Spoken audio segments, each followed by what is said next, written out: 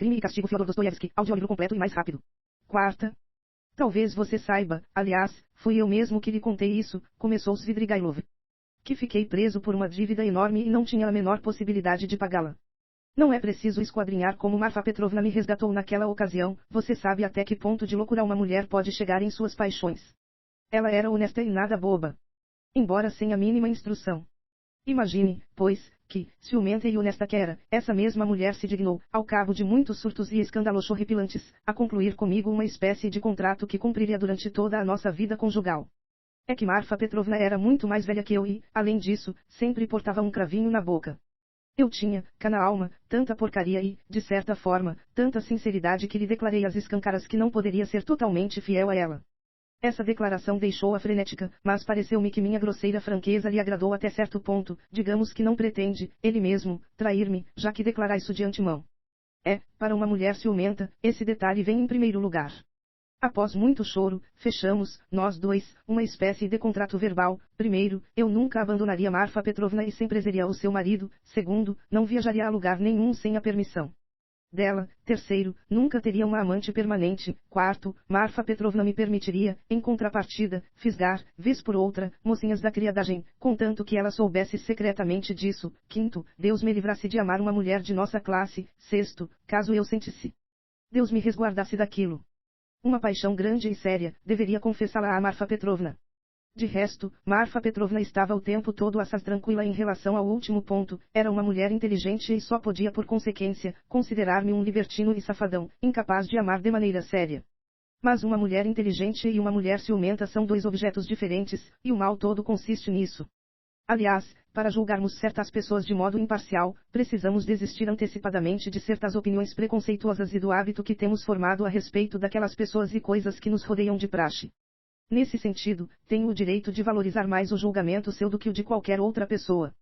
Pode ser que você já tenha ouvido muitas coisas ridículas e absurdas sobre Marfa Petrovna. Ela tinha, de fato, alguns costumes bem engraçados, porém lhe digo francamente que lamento muito aquelas inúmeras mágoas que causei a ela. Parece-me que isso basta para o terníssimo esposo compor uma oração fúnebre decente em homenagem à terníssima esposa.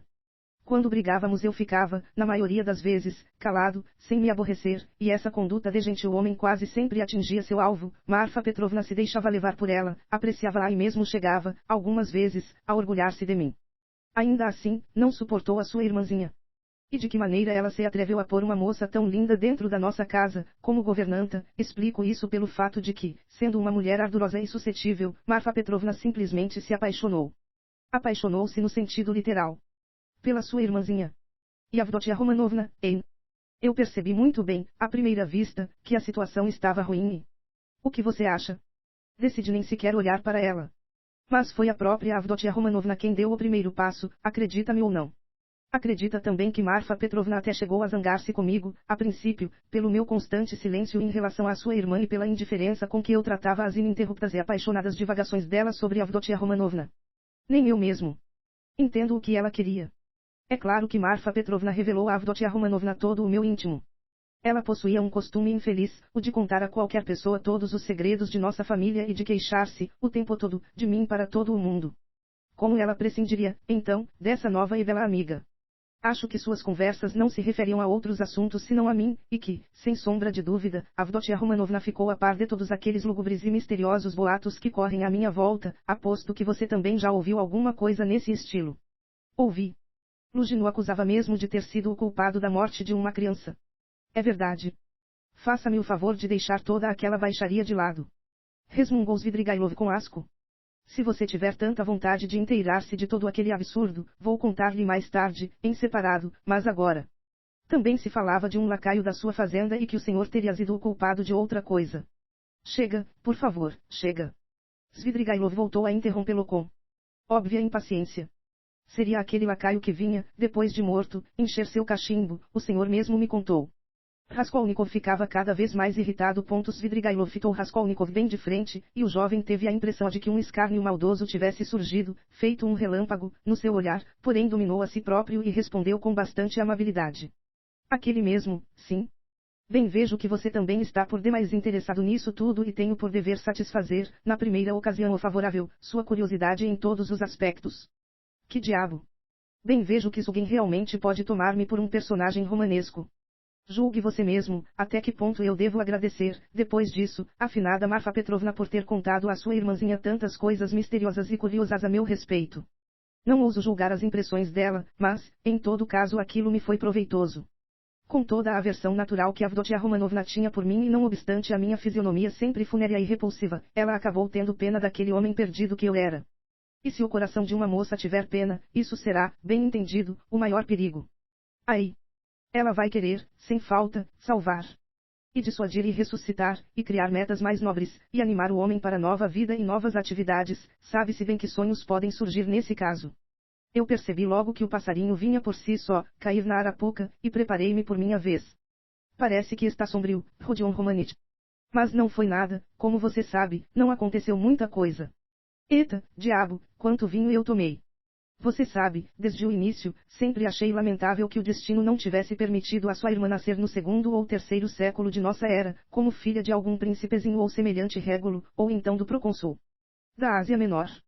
Sem sombra de dúvida, ela seria uma daquelas pessoas que foram martirizadas e ficaria sorrindo, bem entendido, quando lhe queimassem o peito com uma tenaz em brasa. Ela se exporia àquilo por si só, de propósito, e no quarto ou no quinto século iria para o deserto egípcio e passaria ali 30 anos, alimentando-se de raízes, êxtases e visões. Ela própria não almeja nem mexe de outra coisa senão aturar, o mais cedo possível, algum martírio em prol de alguém, e pulará, talvez, da janela se não a submeterem a tal martírio. Ouvi falar, por aí, de certo senhor Razumikin. Dizem que é um rapaz sensato, até o sobrenome dele demonstra isso. De certo é um seminarista, então que ele resguarde a sua irmã. Numa palavra, parece-me que a entendi, e estou honrado com isso. Mas àquela altura, ou seja, quando nós conhecemos. Você mesmo sabe que o homem sempre se mostra, em tais casos, mais leviano e tolo, que a vista dele se turva e passa a enxergar só coisas erradas. Por que diabo ela é tão linda? Não sou culpado disso. Em breves termos, fui levado pelo mais violento ímpeto libidinoso.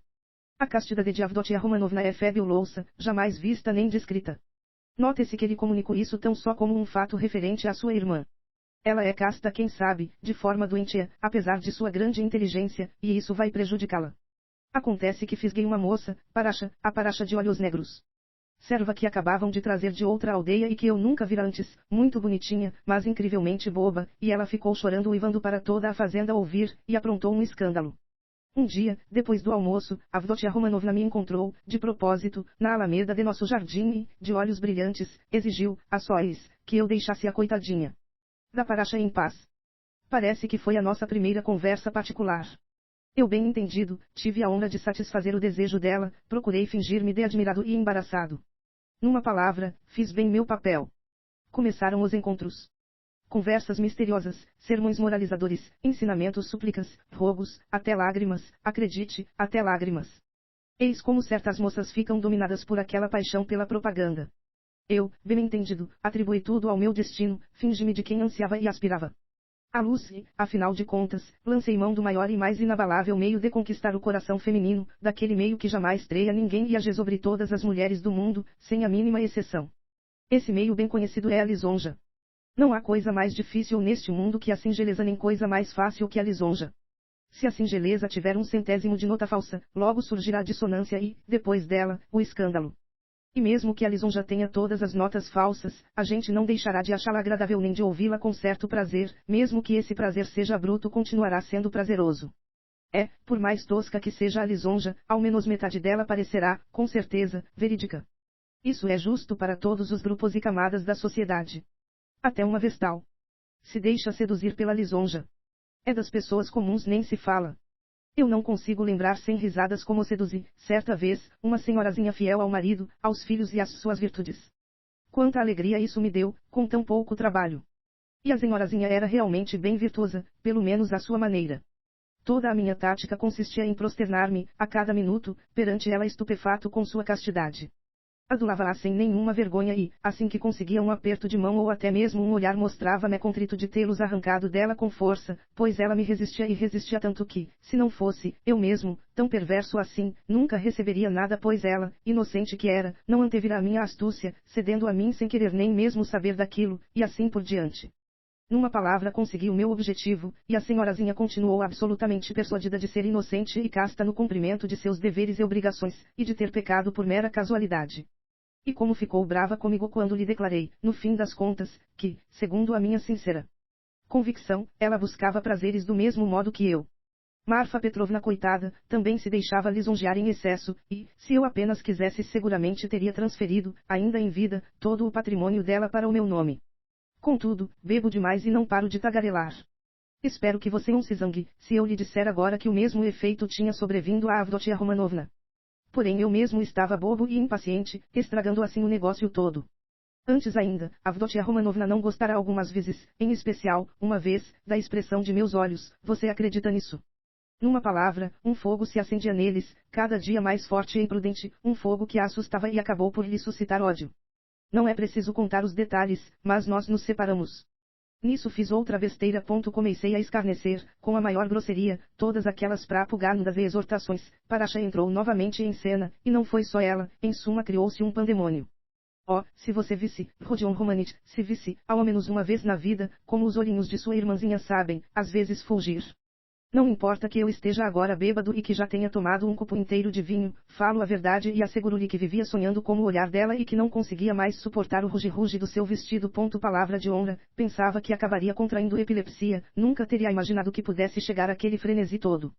Numa palavra, precisava reconciliar-me com ela, mas isso já era impossível. Imagine, pois, o que fiz então.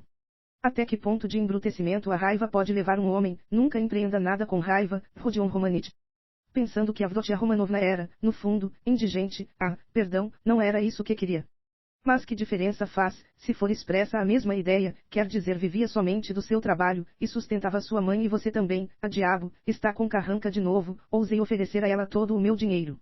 Já naquele tempo poderia arranjar uns 30.000, para que fugisse comigo, digamos, para Petersburgo. É claro que lhe juraria então amor eterno, beatitude etc e tal. Fiquei tão desvairado que, acredite ou não, mas, se ela me dissesse, degola ou envenena Marfa Petrovna e casa-te comigo, aquilo seria logo cumprido. Mas tudo resultou naquela catástrofe que já é de seu conhecimento, e você mesmo pode julgar até que fúria eu teria chegado. Ao saber que Marfa Petrovna chamará aquele execrabilíssimo advogadozinho Lugin e quase arrumará o casamento, o que seria, no fundo, a mesma coisa que eu tinha proposto. É isso. É isso. É isso mesmo. Tenho reparado que você está escutando com muita atenção, meu jovem interessante, impaciente. Svidrigailov deu um soco na mesa. Estava todo vermelho. Raskolnikov percebia claramente que um só copo ou um copo e meio, que ele bebera de modo imperceptível, gole sobre gole, produzira um efeito mórbido e decidiu aproveitar a ocasião. Svidrigailov lhe parecia suspeito em demasia. Bom, depois disso, estou plenamente convencido de que o senhor veio aqui tendo em vista minha irmã. Disse ele com toda a franqueza, para deixar Svidrigailov ainda mais irritado. E, chega. Svidrigailov parecia ter mudado repentinamente de ideia. Já lhe disse, além do mais, sua irmã me detesta. Eu também estou seguro de que ela o detesta, mas não se trata disso agora. Está seguro de que ela me detesta? Entrefechando os olhos, Svidrigailov sorriu com malícia. Você tem razão, ela não me ama, mas nunca tenha a certeza daquilo que acontece entre marido e mulher ou entre dois amantes. Sempre há nisso um cantinho oculto para todo mundo, que só eles dois conhecem. Você me garantiria que Avdotia Romanovna olhava para mim com aversão? Julgando por algumas das palavras e palavrinhas que o senhor tem usado em seu relato, percebo que continua tendo seus planos e as intenções mais urgentes em relação a Dunia, bem entendido, as intenções torpes. Como? Deixei escapar tais palavras e palavrinhas. De súbito Svidrigailov ficou assustado da forma mais ingênua possível, sem prestar a mínima atenção ao epíteto atribuído às intenções dele. E continuam a escapar. De que, por exemplo, o senhor tem tanto medo? Por que é que está agora tão apavorado? Tenho pavor e medo. Medo de você. Antes você teria medo de mim, Cher-ami. Que besteira, no entanto. Aliás, estou embriagado e percebo isso, quase soltei, outra vez, a língua. Para o diabo esse vinho. Ei, tragam-me água. Ele pegou a garrafa e, sem cerimônia, jogou-a pela janela. Philip trouxe água. Tudo isso é bobagem. Disse Svidrigailov, molhando uma toalha e pondo-a na cabeça, posso resfriá-lo com uma só palavra e reduzir a pó todas as suas suspeitas. Você sabe, por exemplo, que me casarei em breve. O senhor já me disse antes. Disse. Esqueci. Mas então não podia ainda dizê-lo de modo afirmativo, porque nem sequer tinha visto a noiva, apenas estava disposto. E agora já tenho a noiva, e o casamento está arranjado, e, se não tivesse um safazeres inadiáveis, chamá-lo-ia sem falta e levaria à casa dela, que quero pedir-lhe conselho. Eita, diabo! Só restam 10 minutinhos. Olhe o relógio, está vendo? Aliás, vou contar-lhe, que meu casamento é uma coisinha interessante, quer dizer, à sua maneira. Aonde vai? De novo está de saída. Não, agora é que não vou sair. De jeito nenhum. Vamos ver. Levá-lo-ei para lá, é verdade, e mostrarei a noiva, mas não agora, pois daqui a pouco você terá de sair. Você irá à direita, e eu à esquerda. Conhece a tal de Reslich? Aquela mesma Reslich em cuja casa eu moro, hein? Está ouvindo? Não, você pensa o quê? Aquela mesma mulher sobre a qual correm os boatos de que a garotinha, na água, no inverno, ouve-me. Ouve ou não? Pois foi ela quem me arranjou tudo isso. Estás com tédio, disse, vai divertir-te um pouco. E eu cá sou um cara sombrio e chato. Você acha que sou jovial? Não, sombrio, não faço dano algum, mas fico no meu canto, e não conseguem fazer. Às vezes, por 3 dias. Que me ponha a conversar. E aquela Reslich é uma safada, digo-lhe eu, e eis o que tem em mente: quando eu abandonar a mulher, uma vez enjoado, e for embora, a mulher irá trabalhar para ela, ou seja, prostituir-se em nosso meio e com a melhor clientela. Diz que o pai da moça, servidor reformado, está paralítico, fica sentado na poltrona e faz 3 anos que não move as pernas. Diz também que a mãe da moça é uma dama sensata, digamos, a mãezinha dela. O filho serve algures no interior e não os ajuda. A filha se casou e não os visita, e eles criam 2 sobrinhos pequenos, como se não bastassem seus próprios filhos, e tiraram do ginásio, sem ter completado o curso, a filha mais nova, uma menina que vai fazer 16 anos daqui a um mês, ou seja, daqui a um mês poderia casar-se. Quer dizer, comigo. Fomos então à casa deles, e como foi engraçado. Apresento-me, fazendeiro viúvo, de família conhecida, com tais e tais ligações, provido de cavedais, e daí, se já tenho 50 anos e ela nem completou 16. Quem é que olha para isso? Pois é um excelente negócio, não é? Um excelente negócio, Se você visse como eu proseava com o paizinho e a mãezinha dela, iria pagar só para me ver nesse meio tempo. Vem ela, faz reverência. Pude imaginar. Ainda de vestidinho curto, um botãozinho para desabrochar, e fica corada, vermelha como o arrebol, haviam-lhe dito, por certo. Não sei o que você acha desses rostinhos femininos, mas, a meu ver, esses 16 anos, esses olhinhos ainda infantis, essa timidez e as lágrimas de pudor. A meu ver, isso é melhor do que a beleza, tanto mais que a garota é, por si só, uma gracinha. Seus cabelinhos louros, frisados em forma de cachos miúdos, os labiozinhos carnudos, rubros, e as perninhas. Digo-lhe, uma graça. Fomos apresentados, pois, eu disse que estava com pressa, devido a circunstâncias familiares, e logo no dia seguinte, ou seja, anteontem recebemos a bênção. Desde então, todas as vezes que vou lá, ponho a garotinha no colo e não a deixo descer. Ela fica vermelha que nem o arrebol e eu a beijo a cada minuto, a mãezinha lhe inculca, bem entendido. Esse daí é o teu marido e tem de ser desse jeito. Numa palavra, um moranguinho, e, na verdade, o meu estado de hoje, quer dizer, o de noivo, talvez seja melhor ainda que o de marido. É o que se chama de la nature et la vérité. 134 AA. Falei com ela umas 2 vezes, a menininha não é nada boba, às vezes, olha para mim de tal jeito, furtivamente, que parece queimar. E sabe que o rostinho dela é como o da Madonna de Rafael. É que a Madonna Sistina tem um rosto fantástico, o de uma pesarosa vidente, isso não lhe saltou aos olhos. Pois sim, é algo nesse estilo. Logo que recebemos a bênção, eu trouxe no dia seguinte, presentes por 1.500 rublos. Uma joia de diamantes, a outra de pérolas e um cofrete de prata, daqueles que as damas põem no toucador, grande assim e com várias bugigangas, e mesmo o seu rosto, o da Madonna, ruborizou-se. Quando a pus ontem no colo, talvez de maneira meio afoita, ficou toda corada, e as lágrimas lhe jorraram, porém aguentou firme, se bem que estivesse em brasa. Todos saíram, por um minuto, e nós ficamos a sós. Então ela me abraçou, de supetão, o pescoço com ambos os bracinhos. Foi a primeira vez que fez isso por sua própria vontade. Beijou-me diversas vezes e jurou que seria uma esposa obediente, fiel e bondosa, que me faria feliz, que me dedicaria toda a sua vida, cada minuto de sua vida, que sacrificaria tudo, mas tudo, por mim, e que queria em troca disso tudo, ganhar apenas o meu respeito. E não preciso, disse. De mais nada, de nenhum presente. Concorde você mesmo que ouvir semelhante declaração a sós de um anjinho assim, de 16 anos com aquele vestidinho de tule e aqueles cachinhos, com os rubores daquele pudor de donzela e as lágrimas de entusiasmo nos olhos, concorde você mesmo que é assaz empolgante. Não é empolgante? Será que não vale nada, hein? Vale, sim, vale, não é? Bem, escute-me, pois, ver minha noiva, mas não agora. Numa palavra, essa monstruosa diferença de idade e desenvolvimento. É que lhe suscita a volúpia. Será que o senhor se casará mesmo dessa maneira? E por que não? Com certeza. Cada um com o seu cada qual, e o mais alegre de todos é aquele que sabe enganar a si mesmo mais que os outros a. E por que será que você mergulhou nessas suas virtudes até as orelhas? Poupe-me, queridinho, sou um pecador. Hehehe. Contudo ajudou a encaminhar os filhos de Katerina Ivanovna. Aliás, tinha suas razões para isso, agora entendo tudo. Gosto de crianças em geral, gosto muito de crianças. Svidrigailov soltou uma gargalhada. Até posso contar-lhe, a respeito disso, um episódio curiosíssimo que continua, de resto, até agora. Logo no primeiro dia de minha estada aqui, fui percorrendo aquelas cloacas todas, porque me sentia, depois de 7 anos no campo, muito carente. Você repara, talvez, que não me apressou a procurar minha turma antiga, ou seja, meus amiguinhos e companheiros de outrora. E continuarei longe deles o tempo que for possível. Sabe, lá na fazenda, quando vivia com Marfa Petrovna, fiquei mortalmente abatido com as lembranças de todos aqueles lugares e lugarzinhos misteriosos, onde quem for sabido encontra muita coisinha boa. Eita, diabo! O povo se embebeda, a mocidade instruída se imolou, por ócio, com sonhos e fantasias quiméricas, mutila-se com teorias, vieram, sabe-se lá de onde aqueles judeus, escondem a dinheirama, e todos os outros estão na esbórnia. Já nas primeiras horas, senti o cheirinho bem conhecido desta cidade. Venho pois, ao chamado sarau dançante, uma cloaca medonha, e eu adoro as cloacas e justamente aquelas de muita sujeirazinha, com um cancã horrível, bem entendido, que nem existia na minha época. Sim, o progresso consiste nisso. Olho de repente e vejo uma garota de uns 13 anos, muito bem vestida dançar com um virtuose ali, enquanto mais um virtuose se posta na frente dela. E sua mãe está sentadinha numa cadeira, ao pé da parede. Dá, pois, para imaginar que cancã é aquele. A garotinha fica confusa, corada e, afinal ofendida, põe-se a chorar.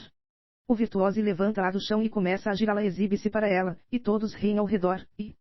gosto de nosso público, nesses momentos, nem que seja o de cancã. Gritam as gargalhadas, bem feito, quem mandou trazer as crianças aqui? Bom, para mim, tanto faz como tanto fez, quer se divirtam com lógica, quer sem ela. Escolhi logo meu lugarzinho, sentei-me ao lado da mãe e disse, para começar, que viera também de fora, que todos eram ignorantes por lá e não sabiam discernir as verdadeiras virtudes nem tratar a gente boa com o devido respeito. Dei a entender que tinha muito dinheiro, ofereci minha carruagem para levar a mãe e a filha embora, levei-as, de fato, para casa, moram num cubículo alugado pois acabaram de vir para cá, travei amizade. Disseram-me que tanto ela quanto a filha só ficariam honradas com a minha companhia, soube que estavam sem eira nem beira, e que tinham vindo para arranjar um negócio numa repartição pública, ofereci-lhes ajuda e dinheiro, soube também que teriam ido àquele sarau por erro, pensando que lá realmente ensinavam a dançar, propus contribuir, por minha parte, para a educação da mocinha pagando as aulas de língua francesa e dança. Elas ficaram entusiasmadas, tomaram aquilo por uma honra, e nossa amizade continua. Vamos, se quiser, à casa delas, mas não agora. Chega. Deixe, por fim, essas anedotas sujas e vis, homem baixo devasso, voluptuoso. Schiller, ó nosso Schiller, eta que Schiller. Ouve-te ele la vertu senischer. Você sabe, vou de propósito contar-lhe coisinhas assim, para ouvir essas suas exclamações. Um deleite. É claro, neste momento estou ridículo para mim mesmo. Murmurou Raskolnikov, furioso. Svidrigailov gargalhava com toda a força, chamou, finalmente, Philip pagou a conta e ficou em pé. Eita, como estou bêbado, a Sescausé. Disse ele. Um deleite. E como não sentiria deleite? Exclamou Raskolnikov ao levantar-se também. Para um libertino todo surrado, é um deleite contar sobre tais aventuras, tendo em vista alguma intenção monstruosa do mesmo gênero, ainda mais nessas circunstâncias e para uma pessoa igual a mim. Atiça o fogo. Pois bem. Respondeu Svidrigailov, examinando Raskolnikov com certo matiz de espanto, se for assim, você mesmo é um cínico de verdade. Contém, pelo menos, em si um material enorme. Pode compreender muita coisa, mas muita, e pode fazer muita coisa também. Chega, pois. Lamento sinceramente que tenhamos falado pouco, mas você não me escapará, espere aí um tantinho. Svidrigailov saiu da taverna. Raskolnikov foi atrás dele. Entretanto Svidrigailov não estava tão bêbado assim, a embriaguez lhe subira à cabeça por um só instante e diminuía a cada minuto. Ele estava muito preocupado com algo bem importante e carregava o senho. Um suspense atormentava-o pelo visto, e afligia. Nos últimos minutos passara, de chofre, a tratar Raskolnikov de modo diferente, ficando cada vez mais ríspido e sarcástico. Ao reparar nisso tudo, Raskolnikov também estava preocupado. Tendo graves suspeitas quanto a Svidrigailov, resolveu segui-lo. Os homens desceram para a calçada. Você vai à direita e eu à esquerda, ou, talvez, ao contrário, só que, a do Montplaisir. Até o encontro alegre, e ele virou à direita, em direção à Senaia. Aproveite e curta o vídeo e se inscreva no canal.